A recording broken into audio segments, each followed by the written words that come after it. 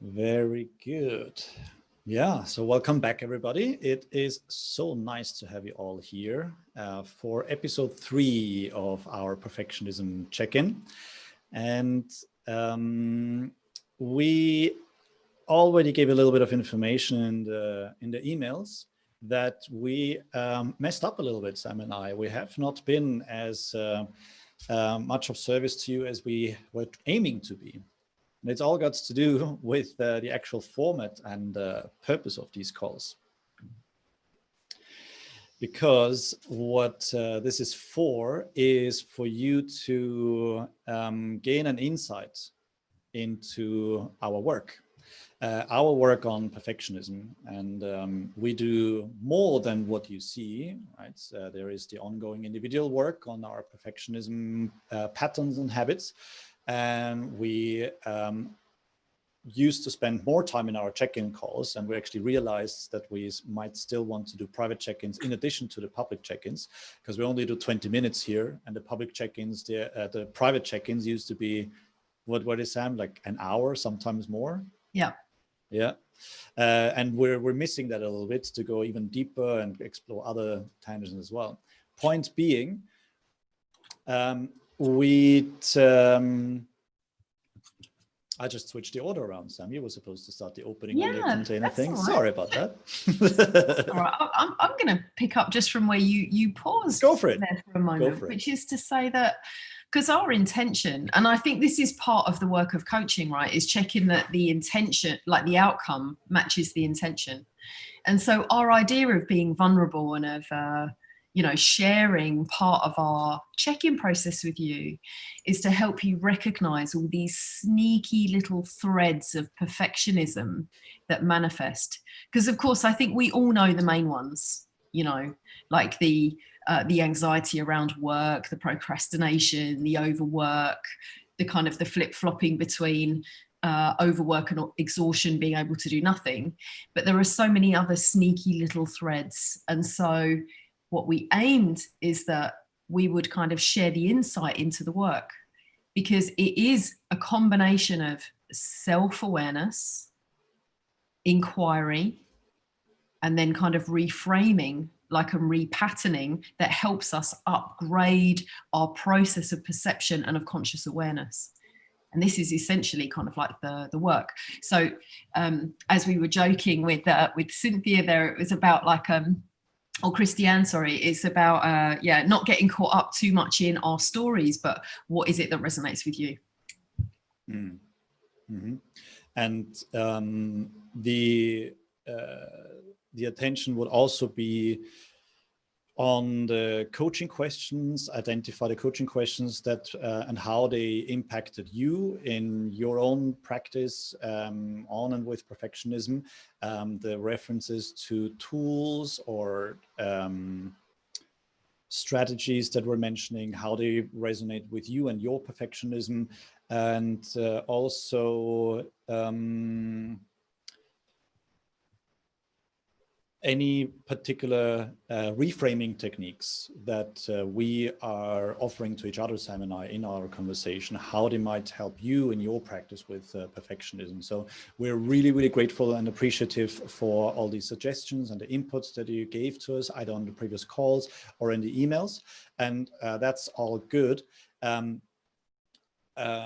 What we're really hoping for is that you can use the insight into our work to further your own work on your perfectionism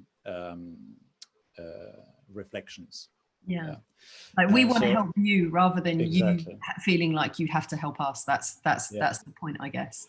So the arrangement is that as long as you use what Sam and I do to further your own practice on perfectionism, on top of that, feel free to give us suggestions as well. But this,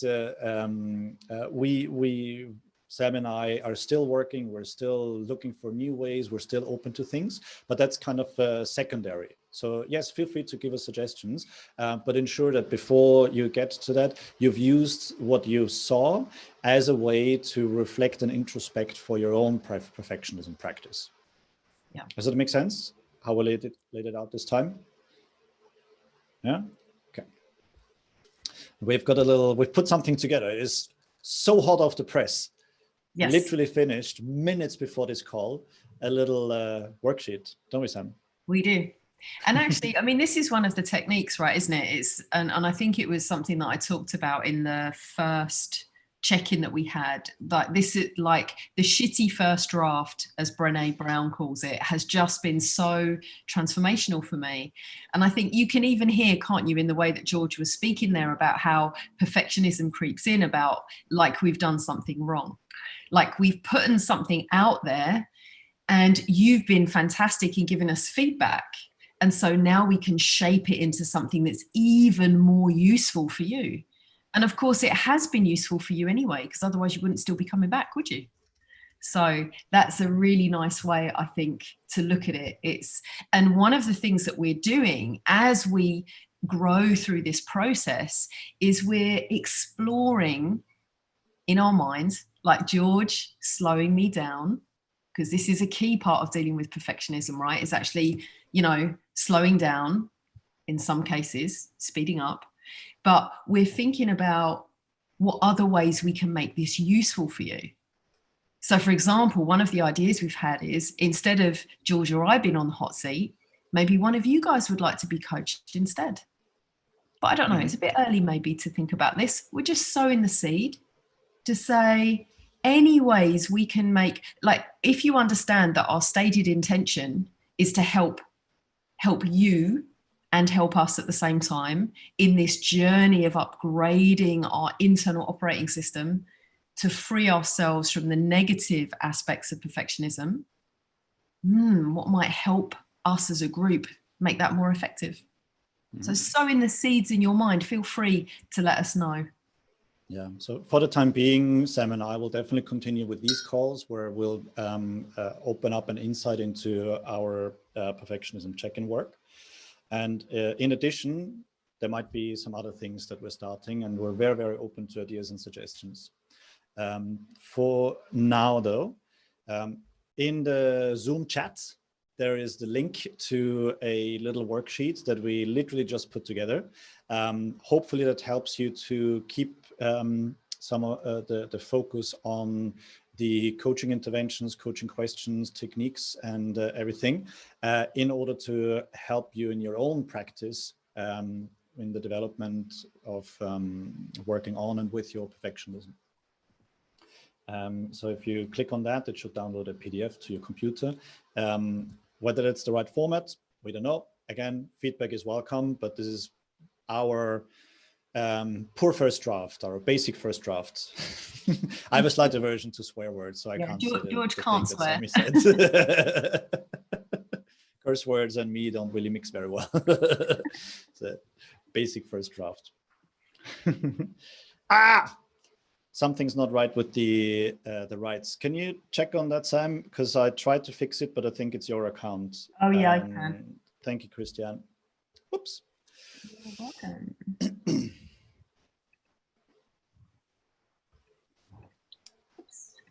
Good. So while Sam fixes that, the second link that we've started to share is based on some feedback we received. There might be some questions that you prefer to ask anonymously. So here for anonymous is the Slido link for anonymous questions. It's a very hard word to type. Anonymous questions. There we go.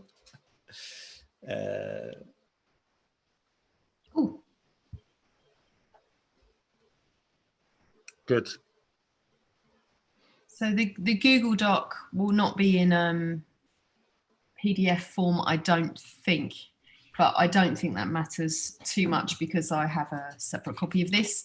If you, when you get it, can just save your own copy, you should then be able to make your notes, maybe even keep it in a file and, have an ongoing journal, perhaps. Another one of the practices that I think is hugely useful.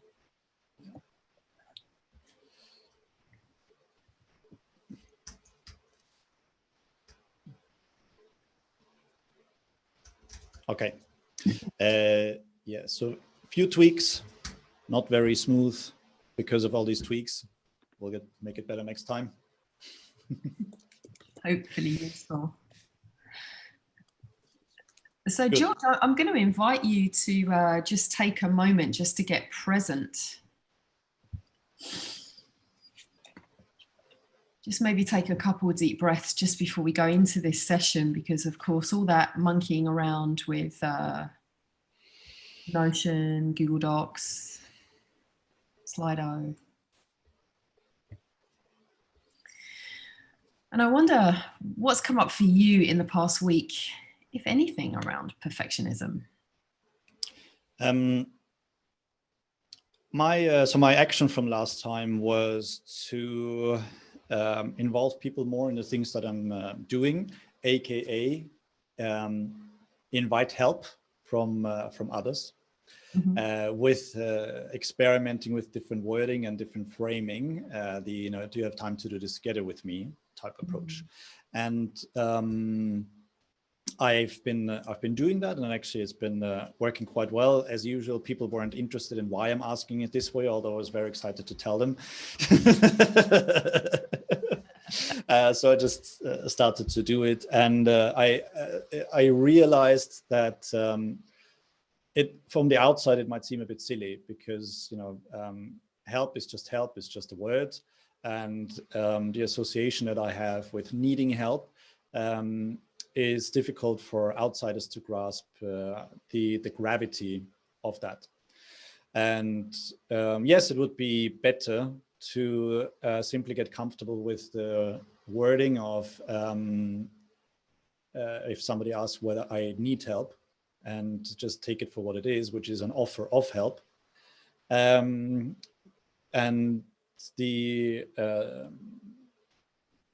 it's just going to take time to remove that emotional association with it, and that belief association with it. That will take time.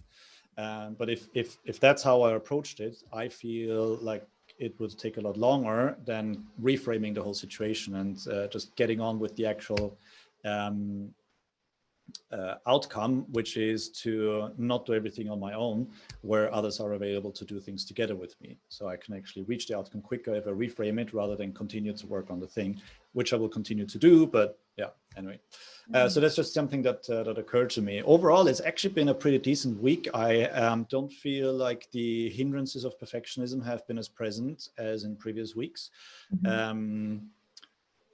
And yeah, I'm quite happy about that. The thing where the hindrances are coming up is now thinking ahead. We're moving out of quarantine. I'm getting back to getting focus time and work time and everything. And now my head is, of course, starting to get ahead of itself and trying to find the optimal sequence for getting back into work and planning and organizing and communication strategies and everything. And so I'm every time I catch that, I'm just going to take a deep breath and say, hold on, yes, everything in good time. For now, it's good. Yeah, no, I like that. But before we kind of dive into that, would it be okay if we explore just a little bit into because what I heard you doing in the beginning when you were talking about your action was, and this seems really significant, it was you were describing exploring your meaning making. Yeah. And you noticed that around the meanings and the emotions that you've attached to the word help, you see that other people have attached other meaning and other emotions to help. Yeah. So it sounded to me like you realized that the meaning that's being made around that word is kind of individual. Everybody's might be slightly different. Yeah. And it's yeah, I think it, like with many things, there's a spectrum. Some people don't give it two thoughts, and for others it has some sort of stronger meaning associated with it. Yeah. And I've actually observed also in the past week that some people seem to get a lot of validation through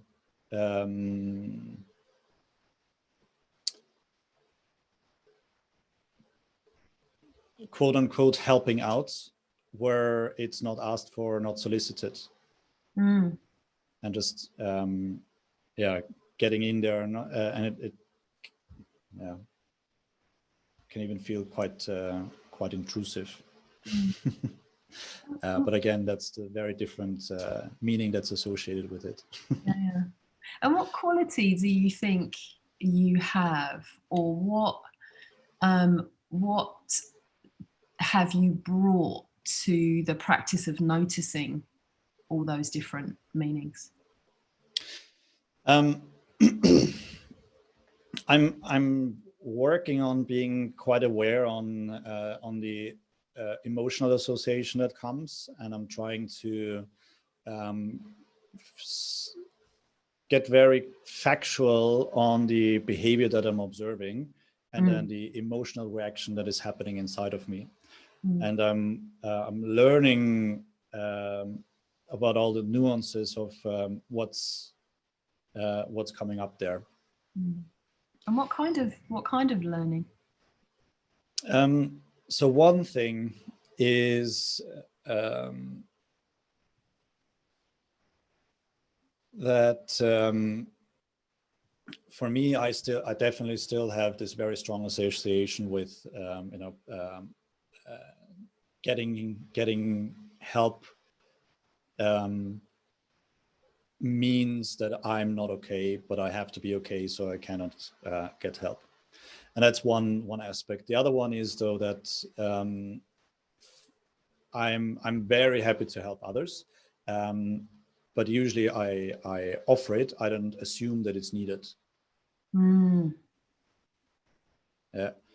So I offer it, and if the person says no, then fine, right? If the person says yes, great, then I'll help out, right? And so I'm noticing that because of our check-ins and the accountability action, I'm just observing all of these interactions between others as well, and then see what it brings up in me. And I think that is actually quite helpful, because I'm becoming more mindful of these exchanges and the meaning that I'm associating with these exchanges. Yeah. And have there been any new patterns, or have you been reminded in your awareness of any patterns that you've noticed as you've become more mindful about those interactions this week?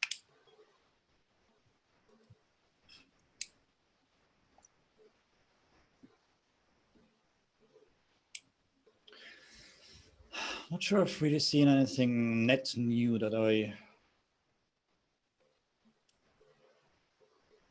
don't think so, not yet. Work in progress. Yeah. And I'm just curious, when you identify a pattern, so for example, you've noticed that you have this complex equivalent, of like, if I ask for help, I'm not okay.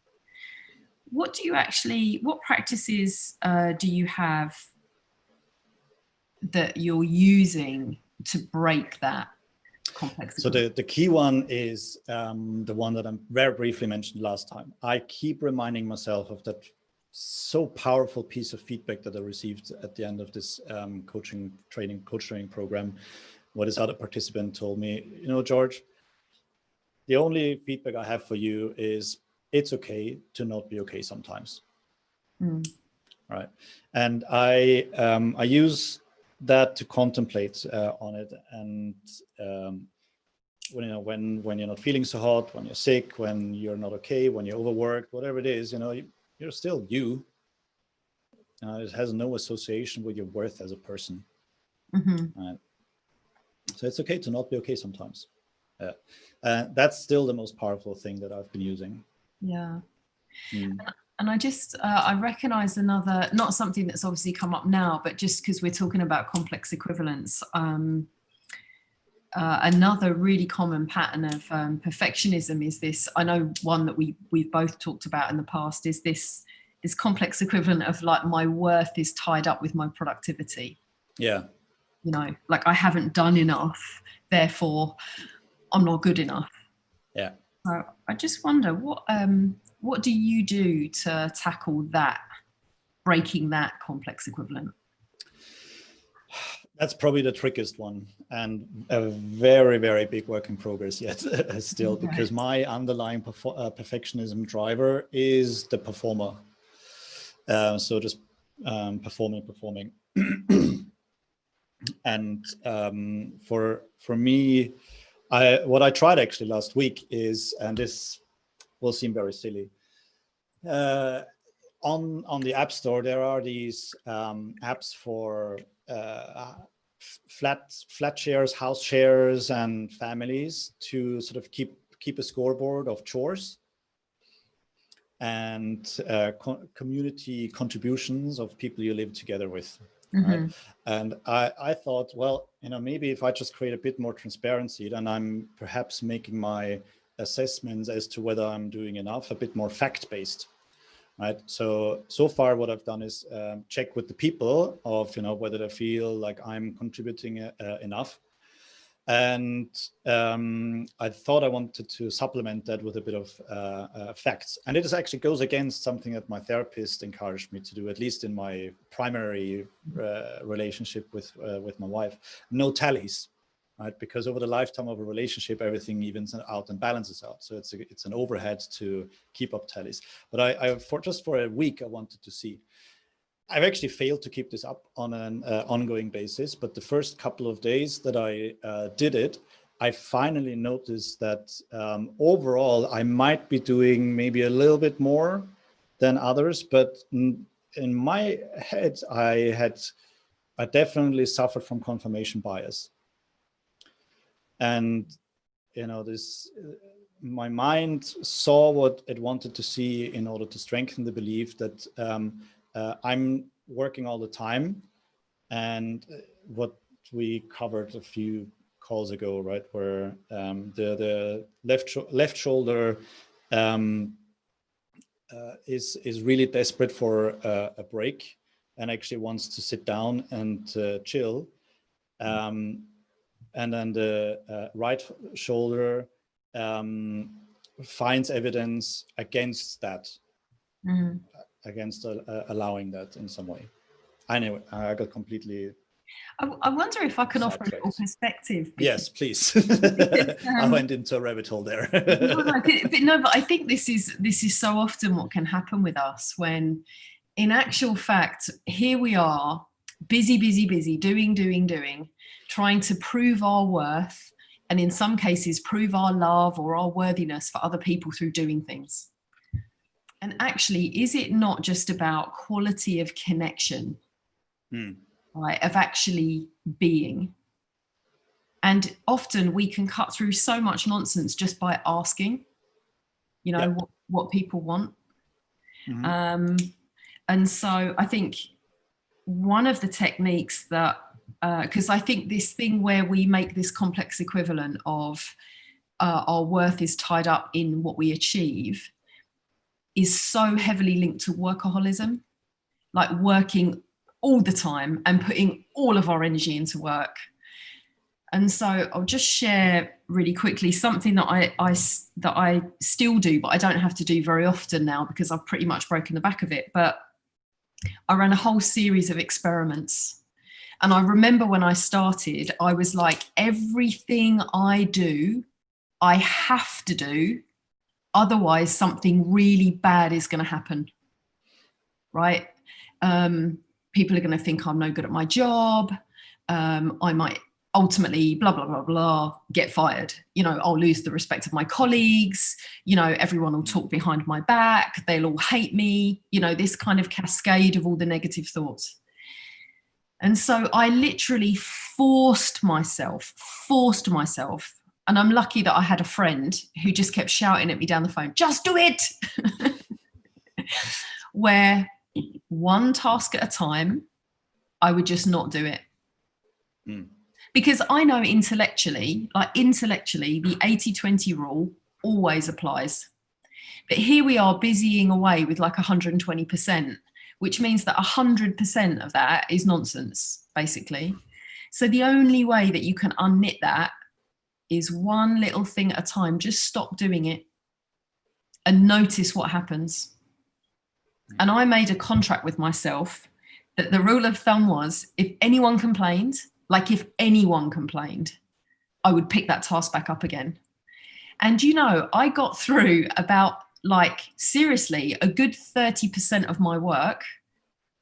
And I even started, I was the girl that was in the office at 7:30 a.m. in the morning, and I would still be there at 6:30, 7 o'clock at night. I would do a solid 12 hours in the office, no problem at all. Mm. And so I even experimented in 15-minute increments, because I literally couldn't cope, right, with the trauma of anything more than that. But I just started coming in 15 minutes later, leaving 15 minutes earlier. 15 minutes, 15 minutes, 15 minutes, 15 minutes, until I got to 9 to 5:30. And no one said a word. Not one person said a word. Yeah. So, and the thing is, the only way that I know that really helps this kind of work stick is to keep a journal. And it is to have a intention setting practice at the start of the day. How do I choose to show up? What are the 3 most important things for me today? How will I connect with people? I can share a list of questions that I use, and to bookend that at the end of the day with a similar reflection process. What have I done well today? What was I afraid of, and what actually happened?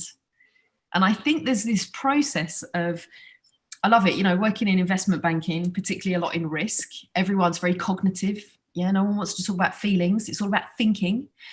But our thinking generally is rubbish, because you have to ask yourself, is this really true? What is the actual evidence for this? Exactly. And so when you can say, what was I afraid of? What happened? What was the actual evidence? You then have a choice. You have the choice to continue living in a fantasy, in your own little nightmare world of creation of I'm not enough, even though there's all this evidence to prove that I am.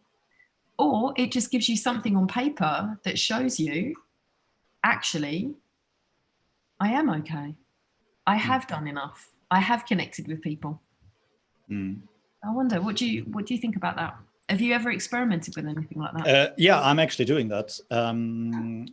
For the end of day, I'm using the 3 questions from Brendan Burchard. Did I live? Did I love? Did I matter?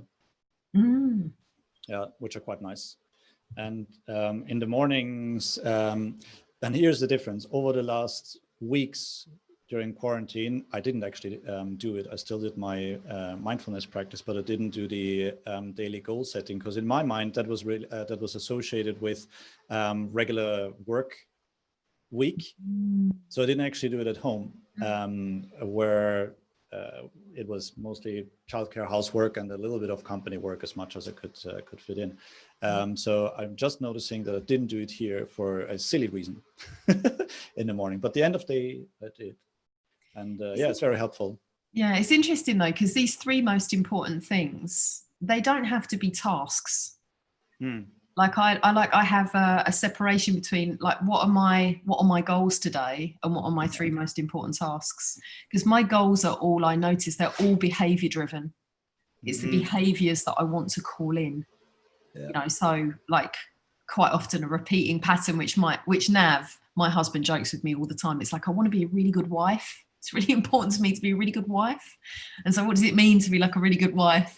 What does that mean? Yeah, food on the table. I'm going to stop working when he comes in. I'm going to look at him in the face and not multitask while we're talking.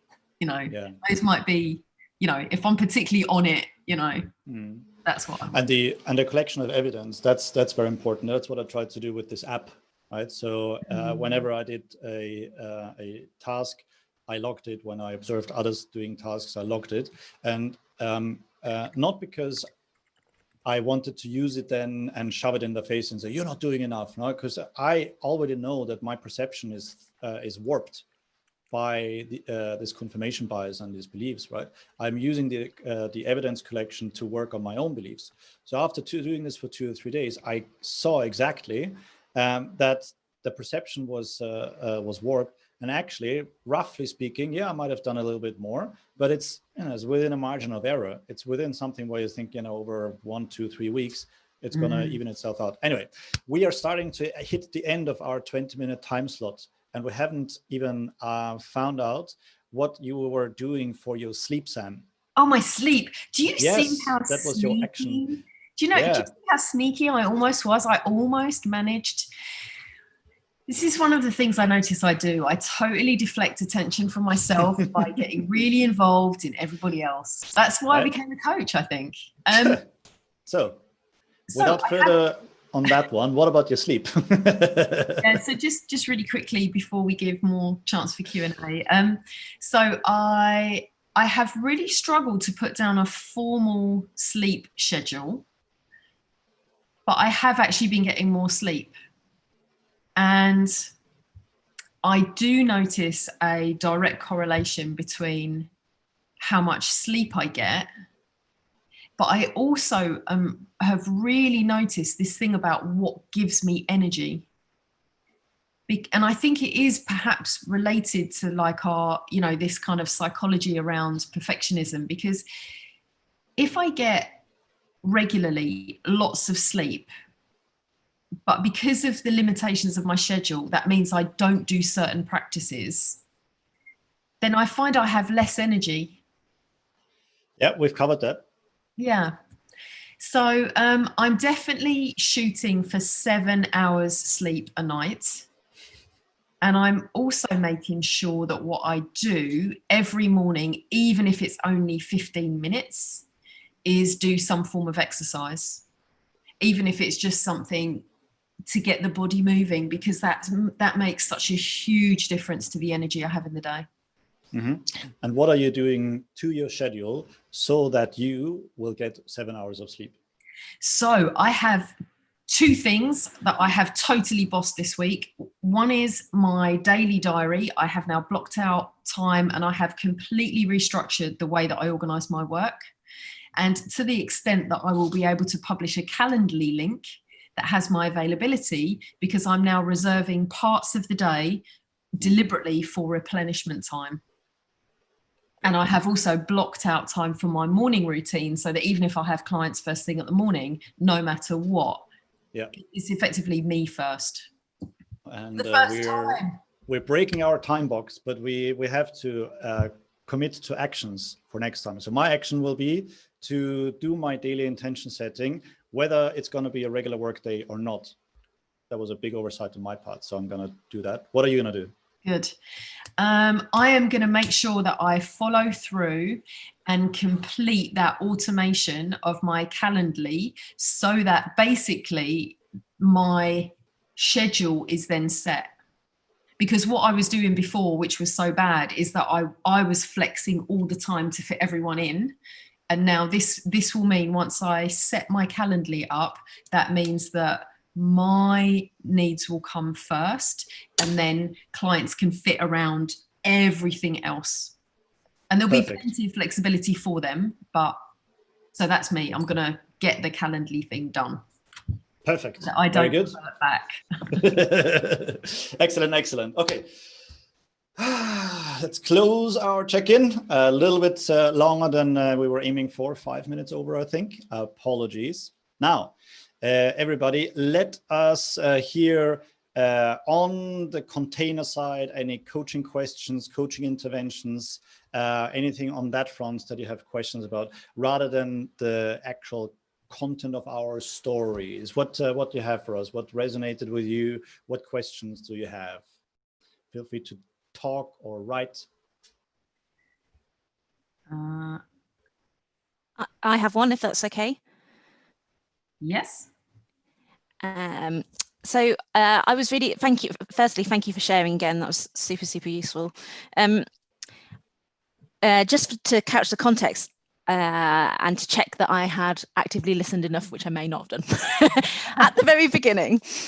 George, when you were reflecting on the kind of your reflections on the semantics around help, it felt like last time when you guys had this chat, it really resonated with you when Sam was talking about what that emotional load was around that word. And it was really great to hear your perspective on it. What I was curious about was that towards the end of that, it sounded to me as though there was a bit of a notion of actually what you're finding quite helpful at the moment is the reframing being like a quicker shorthand than maybe unpacking the emotional intent around that word. And so this isn't about the content. The question I have is that I'm curious, Sam, what it was about not letting George move on to the next point, to recycle him back, to kind of probe a little bit about actually the emotional intent around that word, and talking about that spectrum of understanding around how other people see that word that felt important to you. Like, why did you choose to not let him off the hook on that? And then I guess the second thing is, or maybe the first question is actually, George, what was helpful in that recycle back? And maybe the second question being, Sam, why was it a motivation for you to ask that question? Does that make sense? It does. So mine is very, very quick. I think it was the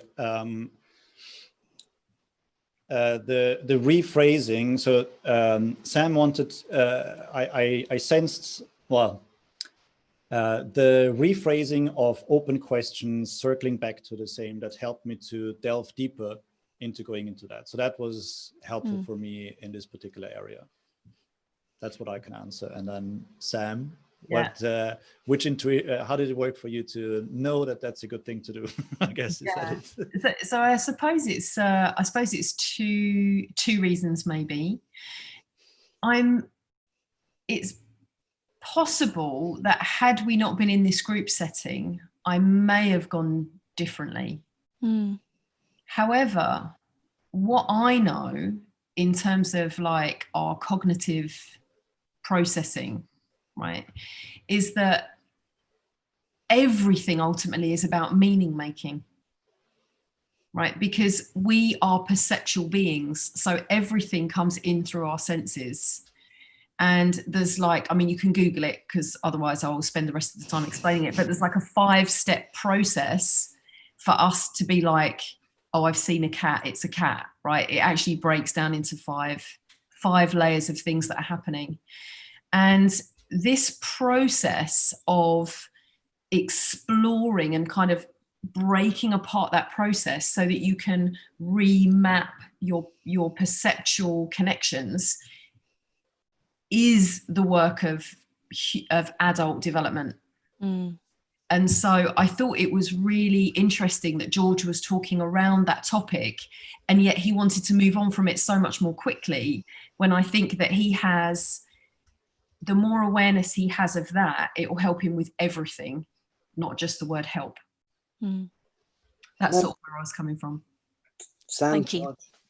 I think I got a different vibe today. And I think listening to you, Sam, just now reminded me of reading that Kaizen thing about how we perceptually, how we're built is to always think about the outcome. Always think about what the end goal is. Exactly as you said, the cognitive bias bit and the cat, etc. It's about we jump to what we think is needed to be finished, and we forget the journey, that actually step by step we might be going somewhere completely different. We don't know. And that's what we teach. But in terms of the coaching bit today, it was very different to the very first session. The very first session, you guys were, I don't want to say more open. I don't think it's that. I think what it is you were delving a bit deeper into each other as if nobody else was there, right? And now time's moved on a bit, and you've now trying to structure this into something more of a meaningful sort of coaching demo, if you like, for half an hour for other people to see what you do.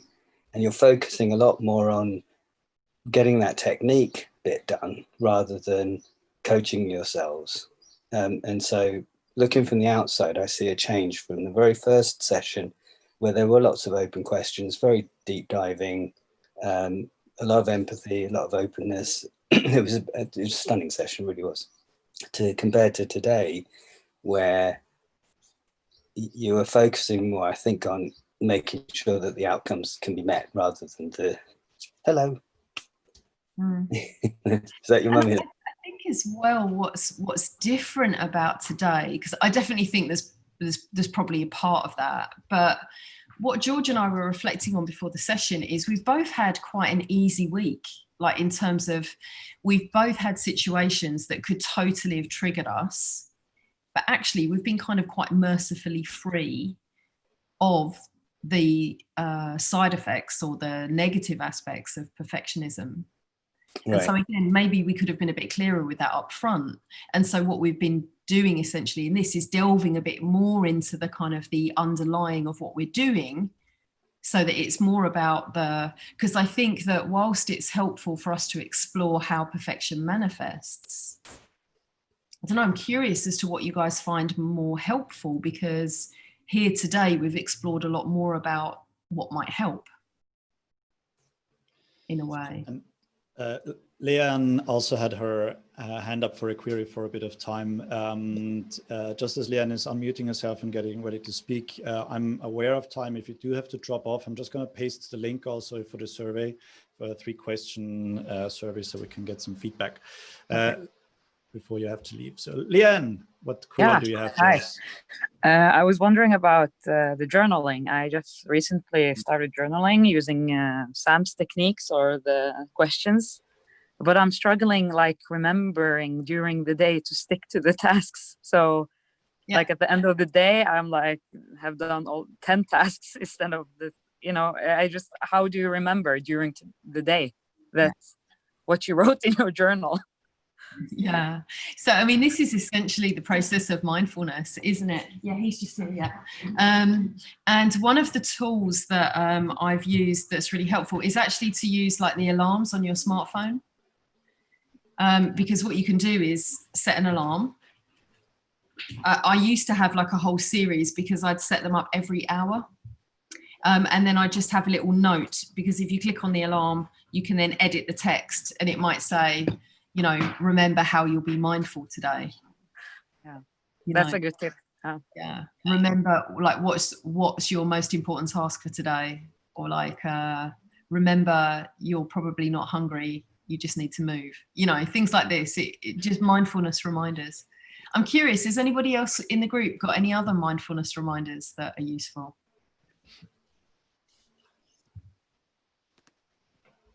My watch tells me to breathe. Yeah.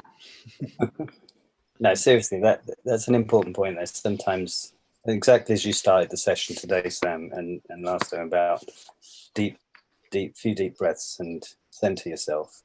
You cannot undervalue that. Yeah, and I've got it's visible enough. I am that I am, and that flashes up 3 times a day. Nice. Yeah, you can also use a personal talisman. So for example, this thing around my wrists, I have it tied to a particular meaning, so that every time I see it, I kind of remind myself, be here now, be here now, be here now. Yeah. Kind of old school, but exercising. It reminds you automatically to breathe. Yes. Yeah. Sorry for not being so technological, but well, this is why I have to start my day with exercise, because actually it reminds me to be healthy. It reminds me it reminds me to connect with my body, right, and what actually feels good. And I naturally eat healthy if I do that. So yeah, fantastic. My personal tactics at the moment, some work related. So you guys had this wonderful moment earlier where there was the ruckus with the documents, and then you gave yourself that kind of moment to arrive. And that's something that I had not appreciated a few months ago, but especially with COVID and everything going remotely, that's been a massive thing for me, especially when your day is back to back. So what I've been trying to do is be kind to myself and to the people that I'm talking with, to like just schedule meetings like off the hour. Like give people a break between meetings. And also like sometimes when I can sense people are, or myself being a bit like, oh, I've just come into this, just having that moment to breathe. And then the second one I have is this app called Dalio on my phone, which, so I'm not very good at writing journaling, but I'm really good at like selecting icons that typify a feeling or an emotion really quickly, and then tracking that against what I was doing. And this app is super good at doing that and shows you the kind of trends over the week. So I found that really useful over the years. Oh, nice. And how do you spell that? Can you just put it in the chat? Yeah, I put it in the chat. Yeah, I love that thing about mindfulness in meetings, and I think it's a really powerful thing that you can all take with your teams. Actually, is just take a moment to arrive and think about why we're here. It just lets everyone off the hook. And we are so out of time. So out of time. Daily, oh, good. I think I'm going to try and list all of those in the follow-up notes. Okay. Yeah. So just like last time, we're going to hang around afterwards if you want to stick around, but we are a little bit beyond the official scheduled time. So thank you once again for joining us. Been a true pleasure. And hopefully these tweaks have brought a bit more a concrete sense on the strategies and techniques. And any feedback that you have, please share it in the survey, or feel free to reply to any of the emails that you've received. The recording and the notes and everything will be available no later than end of day tomorrow. Good. Yeah, thank you. I have also to drop, so I have another call. Cheers. Thanks. Brilliant. Bye. Thanks again. Bye. Thank you. Bye.